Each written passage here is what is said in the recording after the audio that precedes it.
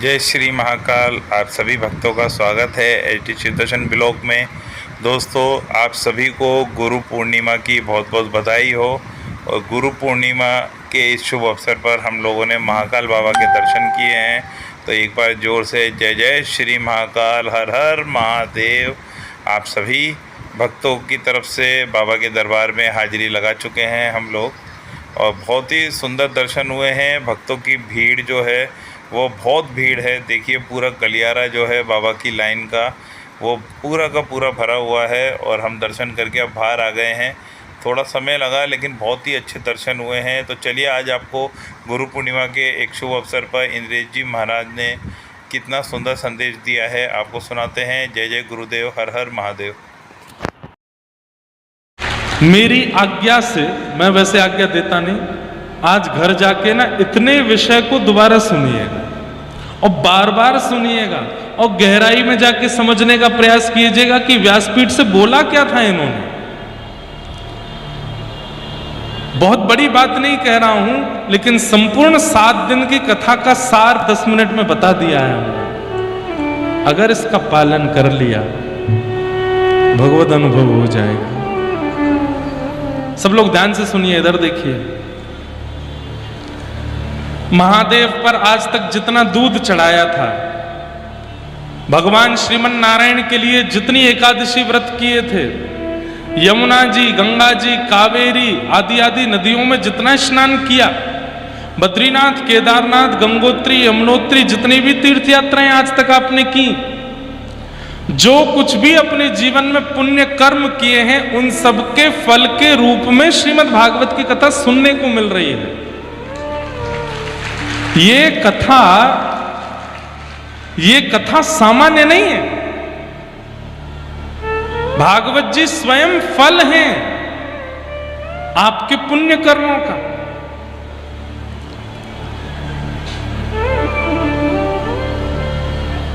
अनेक जन्मों के अर्जित पुण्यों के फल के रूप में भागवत जी मिली हैं। तो यहां फल कहकर के इस बात को सिद्ध कर दिया कि भागवत जी से फल मत मांगना।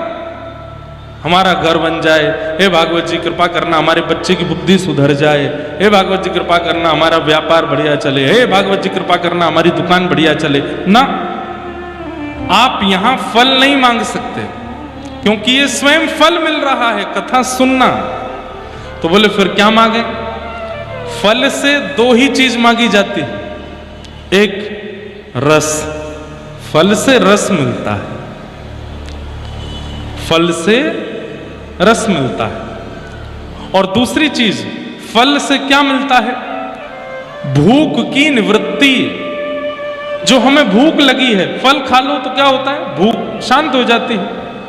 तो फल से 2 ही चीज मिलती हैं, रस मिलता है और भूख की निवृत्ति मिलती है। और एक चीज और मिलती है, क्या? फल से बीज मिलता है, ताकि उस बीज को रोपित करके तुम अनंत फलों को और जन्म दे सको। समझ में आई बात? ध्यान से सुनोगे तो आएगी। श्रीमद् भागवत की कथा सबसे पहली वस्तु आपको क्या देगी? रस, क्योंकि ये फल है। इससे रस लो, लीलाओं का रस लो, सुंदर कथाओं का रस लो, भावों का रस लो। और उस रस में हमारे अरविंद जी महाराज बोल रहे थे, सब 16 डिग्री सेल्सियस एसी में बैठने वाले रसगुल्ला हैं। महाराज जी, रसगुल्ला नहीं है, केवल गुल्ला है। रस तो अब इनमें डाला जा रहा है। केवल गुल्ला है।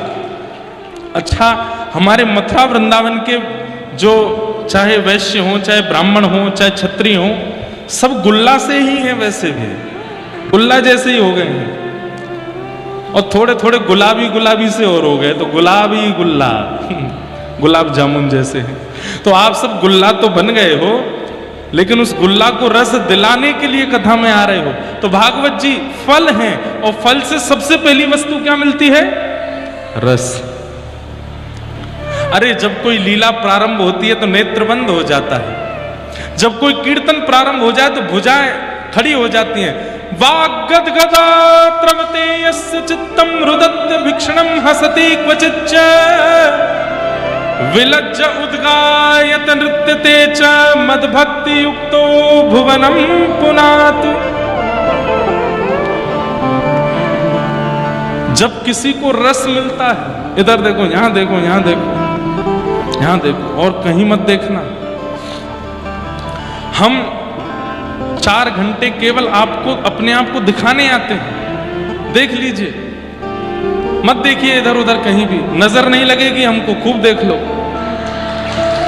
हमारी माता जी खूब सारे नारायण कवच याद करके हमको भेजती हैं, कोई नजर वाली बात नहीं। आप लोगों को इधर उधर देखना ही नहीं, इधर देखो बस। 4 बजे से पहले पूरी दुनिया देखिए, 7:30 बजे के बाद पूरी दुनिया देखिए, 4 से 7:30 बस हमको देखिए, भागवत जी देखिए, यहां देखिए, बस, और कहीं नहीं देखना। चाहे कुछ हो जाए, ये सारी आपकी परीक्षाएं होती हैं, बीच में फुब्बारे चलते हैं, कभी ये हेलीकॉप्टर उड़ जाता है, कभी कहीं से कुछ गिरने लगता है, ताकि आप लोगों का मन इधर उधर जावे। मत करो, ध्यान पूर्वक सुनो। फल से पहली वस्तु क्या मिलेगी? रस। भागवत जी रस देती है। अरे जब प्रसंग आएंगे ना ठाकुर जी की मधुर लीलाओं के, डूब जाओगे उसमें। रस। भागवत जी दूसरी वस्तु क्या देती हैं?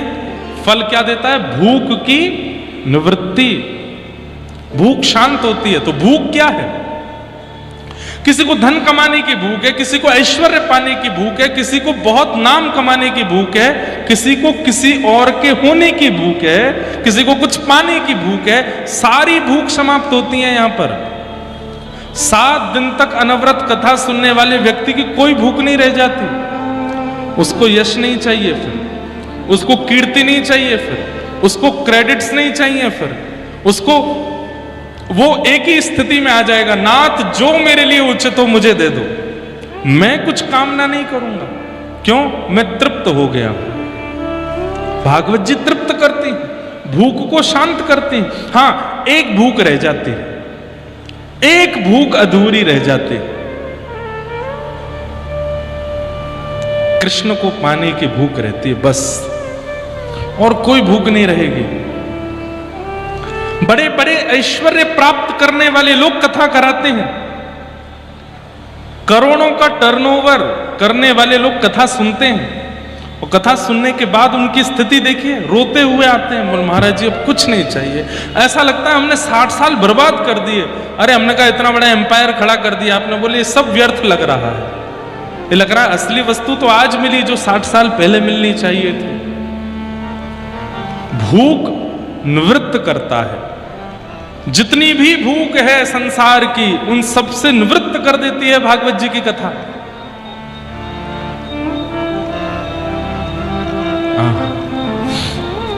तो पहली वस्तु फल रस देता है, दूसरी वस्तु फल भूख की निवृत्ति करता है, और तीसरी वस्तु फल बीज देता है। बहुत गहरी बात है। बीज मिला है आपको, अब उस बीज को उचित मिट्टी देना, बीज को उचित जल देना, बीज को उचित सूर्य प्रकाश देना, और समय समय पर उस बीज के रोपण, वृक्षारोपण की स्थिति देखते रहना, ये सब काम आपका है। तो श्रीमद् भागवत जी बीज दे देंगे आपको। अब उस बीज को रोपित करने के लिए हृदय को पहले उपजाऊ बनाना पड़ेगा। जैसे ही अपने हृदय को आप उपजाऊ बना दोगे, तो कथा में जो शब्द सुने हैं, जो वाक्य सुना है, जो विषय सुना है, उस बीज को हृदय में जाकर के बो दीजिए। ध्यान से सुनिएगा। हृदय उपजाऊ कैसे बनता है? जिस दिन कृष्ण विरह में नेत्र सजल हो जाए, समझ जाना हृदय उपजाऊ हो गया है। और कृष्ण विरह में नेत्र सजल इतनी आसानी से नहीं होंगे। खूब रसिकों की कथा सुननी पड़ेगी, खूब घिसना पड़ेगा अपने आप को रसिकों के चरणों में, तब जाकर के वो भावना प्रकट होगी। उस समय क्या कीजिएगा? वक्ता के द्वारा दिए गए भागवत के किसी भी बीज को या अनंत बीजों को अपने हृदय में रोपित कर देना। केवल बीज बोने से काम नहीं चलेगा, फिर उसमें जल का सिंचन करो। मीराबाई कहती हैं, असुवन जल सींच सींच प्रेम बेल वे, असुवन जल सींच सींच प्रेम बेल बोई। अब तो बेल फैल गई, अब तो बेल फैल गई, अब तो बेल फैल गई, अब तो बेल फैल गई। अरे आनंद फल होई रे मेरे तो गिरधर गोपाल, दूसरों कोई, दूसरों मेरे तो गिरधर गोपाल।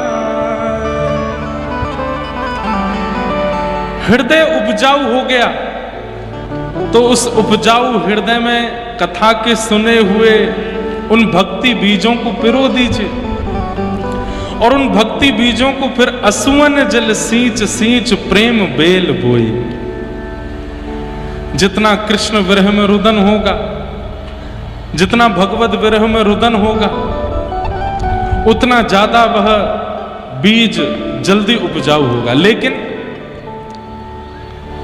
केवल बीज में जल डालते रहोगे और वो वृक्ष बन जाए तो काम नहीं चल, नहीं, बीच बीच में सूर्य की किरण भी उसको दिखानी पड़ती है। तो फिर सूर्य किरण क्या है? संत दर्शन, भगवत दर्शन, वैष्णव दर्शन, आचार्यों के दर्शन, हरिजनों के दर्शन। बीच बीच में योजना बना करके इन सब के दर्शन करते रहो, इन सब की वाणी सुनते रहो। उससे क्या होगा? वो सूर्य के प्रकाश की तरह उस बीज को प्रकाशित करेंगे, ताकि वो एक दिन पुष्पित, फलित और वृक्षित हो जाए। और फिर एक बात, बहुत अच्छा पौधा प्रकट हो जाए, उस पर पुष्प और फल लग जाते हैं, तो फिर एक और डर लगा रहता है कि कहीं कोई आके इनको तोड़ के ना ले जाए। कहीं कोई आकर के इनको तोड़ के ना ले जाए। तो फिर उसके लिए क्या करो? कांटे का एक बाड़ा बना दो चारों ओर, ताकि इसको कोई तोड़ ना सके। मन का रतन रख जतन से अनाड़ी, मन का रतन रख जतन से अनाड़ी। यहाँ आगे चोरों की बस्ती है भारी, यहाँ आगे चोरों की बस्ती है भारी। अरे आप कहोगे हमको कोई नहीं लूट पाएगा। अरे भैया सुन के जाओ, ज्ञानी लुटे, बड़े बड़े ज्ञानी लुटे हैं। गुमानी यहाँ पल में लुट जाए लाखों का डेरा, पग बढ़ा हो ना जाए दे। ये अभिमान तो कभी मत कर लेना, ये अभिमान तो कभी मत कर लेना कि मेरे जीवन में कोई व्यसन नहीं आएगा, मुझको कोई अपनी ओर वशीकृत नहीं कर सकता, मेरा मन कभी किसी पर नहीं जा सकता। राम राम राम, इसने कितना गलत किया, मैं कभी नहीं कर सकता ना। किसी को कोई भरोसा नहीं। कई बार उन लोगों से भी वो गलती हो जाती है जिनसे कभी उम्मीद नहीं थी। ये ऐसा कर सकते हैं। इस संसार रूपी पिक्चर के स्क्रिप्ट राइटर हमारे वृंदावन के टेढ़ी टांग वाले हैं, और उन्होंने ऐसी स्क्रिप्ट लिखी है कि वो किसी को पता ही नहीं चल सकता कि कब कहां क्या हो जाए।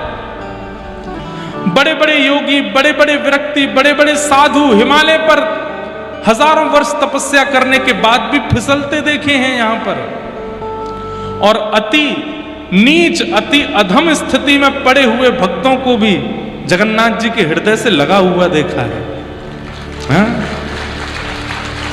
सदन कसाई क्या करता है? रोज मांस काट करके और लोगों में बांटता है, बेचता है, और मांस विक्रय करता है। ये तो उसका अधम पाप है ही, उससे भी बड़ा अधम पाप क्या है? उससे भी बड़ा अधम पाप क्या है? तराजू में मांस को जिससे तोलता है वो कोई पत्थर नहीं है, साक्षात शालिग्राम भगवान।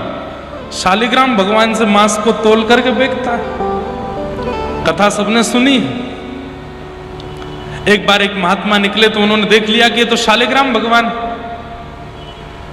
सदन कसाई से बोला, अरे ये जो तुमने जो रख रखे हैं कोई पत्थर नहीं है, कोई वाट नहीं है जो इससे तुम तोलते हो, ये साक्षात शालिग्राम भगवान है, इनको दे दो। डर के मारे शालिग्राम भगवान दे दिए। उनको लेकर के महात्मा चले गए। महात्मा ने जाकर के बढ़िया पंचामृत अभिषेक किया, चांदी के सिंहासन पर बिठाया। रात में ठाकुर जी स्वप्न में आके रोने लगे। महात्मा बोले, क्या हो गया?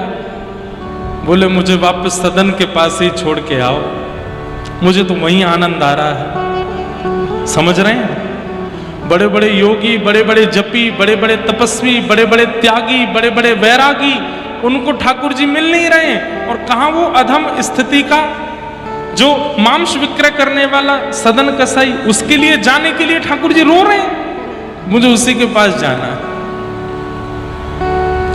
इसलिए ये अभिमान कभी मत कीजिएगा कि मैं बहुत नियम से रहता हूं, मैं बहुत संयम से रहता हूं, मैं बड़े शास्त्रों का अनुमूलन करता हूं, मैं जो है बड़ी गुरु आज्ञा और वैष्णव संत आज्ञा में रहता हूं, मेरे ऊपर कोई प्रभाव नहीं होगा ना।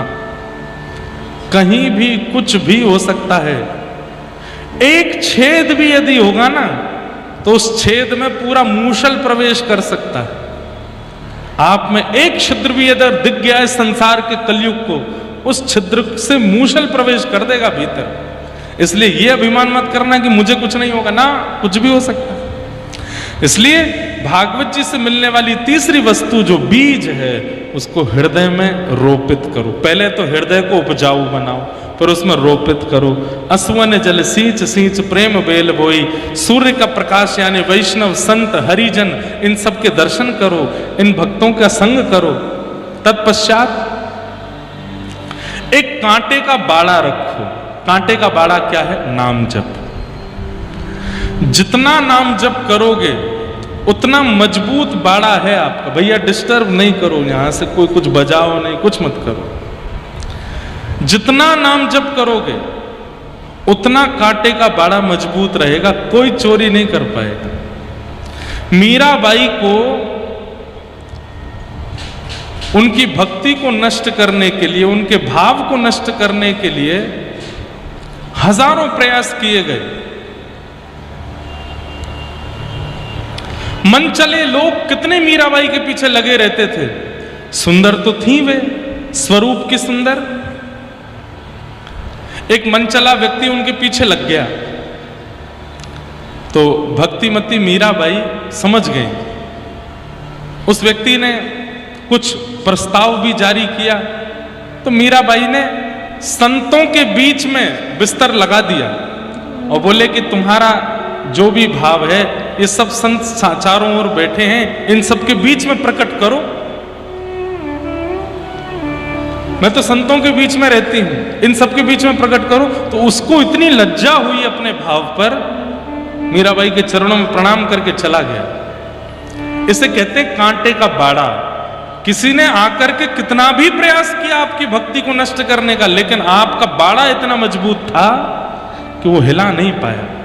हम लोगों का हृदय बहुत बढ़िया है, हम लोगों का प्रेम बहुत बढ़िया, लेकिन बाड़ा नहीं है हमारे पास। कभी भी कोई भी किसी भी प्रकार से हमारे हृदय को हिला करके जा सकता है। इसलिए बाड़ा तैयार करो। बाड़ा कैसे तैयार होगा? नाम जप से। अच्छा, आप कहोगे महाराज जी अब हृदय में जो बीज बोए थे वो पुष्पित हो गए, फलित हो गए, बाड़े चारों तरफ लगा दिया, किसी को उसकी चोरी करने नहीं दी। एक दिन क्या हुआ? एक दिन श्याम सुंदर निकले और निकले हुए श्याम सुंदर के मन में भाव आया, आज मुंह को कोई ने पुष्प की माला नहीं पहनाई, कहीं बढ़िया कोई बगीचा हो तो वहां से पुष्प चयन करके माला तैयार करके गले में पहनूंगा। और भ्रमण करते करते ठाकुर जी ने देखा, अरे बड़ी बढ़िया सुगंधी आ रही है, ये कहां से आ रही है? ओ, ये आगरा को कोई भक्त है, वाके चित्त में एक सुंदर पुष्प प्रकट भयो है, एक वृक्ष है, वहां में बहुत सारे पुष्प लगे हैं, वाकी सुगंधी है, सोई ठाकुर जी हृदय में आ जाएंगे। अच्छा, श्री कृष्ण कैसे हैं? जिनके उपस्थित होते ही सारे बंधन खुल जाते हैं। वसुदेव जी महाराज जब मथुरा से गोकुल लेकर के आए थे, तो जैसे ही हाथ में ठाकुर जी लिए हथकड़ियां खुल गई, बेड़ियां खुल गई, सारे ताले खुल गए। तो मतलब आप कितना भी कठिन बाड़ा लगा दो कि भीतर कोई प्रवेश ना कर सके, लेकिन कृष्ण के आने के बाद कांटे भी पुष्प हो जाएंगे। तब वही ठाकुर जी आपके हृदय में प्रवेश करेंगे, आपके हृदय में लगे हुए सुंदर सुंदर पुष्पों का चयन करेंगे। एक पुष्प कान पे लगाएंगे, एक पुष्प की माला पहनाएंगे, एक पुष्प के बाजूबंद बनाएंगे, एक पुष्प को भीतर यहाँ हाथ पे पहनेंगे, कुछ पुष्पों को चरणों में पहनेंगे और पहन करके निकल जाएंगे। आपको थोड़ी देर का संयोग मिलेगा और उसके बाद वियोग होगा। रुदन करोगे, हे नाथ कहां चले गए, अभी तो आए थे आप। प्रतीक्षा करना, जाने दो, थोड़ी देर बाद फिर आएंगे। अब क्यों आएंगे? भूख लगी है भूख लगी है, तब कहां आएंगे? उसी वृक्ष के पास आएंगे जिसमें फल लगा था। आकर के उस वृक्ष का चयन करेंगे और फिर आकर के जब वृक्ष से फल तोड़ करके खाने लगे, आपका जीवन सफल हो गया, आपका जीवन कृतार्थ हो गया। मेरी आज्ञा से, मैं वैसे आज्ञा देता नहीं, आज घर जाके ना इतने विषय को दोबारा सुनिएगा और बार बार सुनिएगा और गहराई में जाके समझने का प्रयास कीजिएगा कि व्यासपीठ से बोला क्या था इन्होंने। बहुत बड़ी बात नहीं कह रहा हूं, लेकिन संपूर्ण 7 दिन की कथा का सार 10 मिनट में बता दिया है हमने। अगर इसका पालन कर लिया, भगवत अनुभव हो जाएगा। हाँ, तो भागवत जी से 3 वस्तु मिलेंगी: रस, भूख की निवृत्ति और अनंत फलों को प्रकट करने के बीज। अगर उस बीज को रोपित करके वृक्ष में फलित और पुष्पित कर दिया, उसका सेवन कोई और नहीं करेगा, स्वयं ठाकुर जी करेंगे, आएंगे। आप कहेंगे किसके लिए किया? ध्रुव जी का किया, प्रहलाद जी का किया, सहजो बाई का किया, सक्कू बाई का किया, कृष्णदास का किया, कुंभन दास का किया।